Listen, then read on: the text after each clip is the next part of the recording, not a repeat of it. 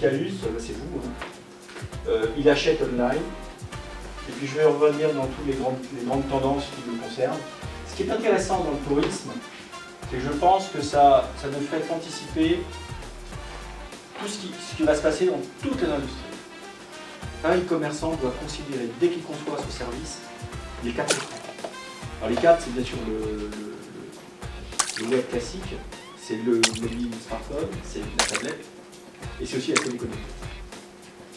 Nous, en termes de NPS, il a énormément augmenté depuis qu'on le mesure.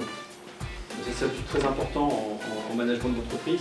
Si vous voulez progresser, il vous faut un indicateur et le suivre. Et dès que vous le regardez comme par hasard, vous prenez les bonnes actions pour qu'il progresse et il progresse. Il y a 2 ans, on concevait nos services sur web. Maintenant, de plus en plus, on les conçoit sur mobile et tablette, puis sur web. On a complètement inversé le truc. Ah, beaucoup de questions, hein. J'ai trouvé des questions très pertinentes, très précises. Pas des questions simples du reste, hein.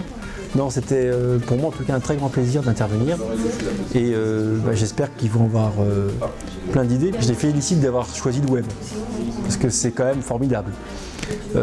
Ensuite, moi je leur conseille quand même de commencer à un moment donné d'avoir une expérience dans le e-commerce, de voir ce que ça veut dire, un tunnel, une transaction, ils ont besoin de le voir. Donc il faut avoir une expérience dans l'e-commerce, quitte à faire autre chose après.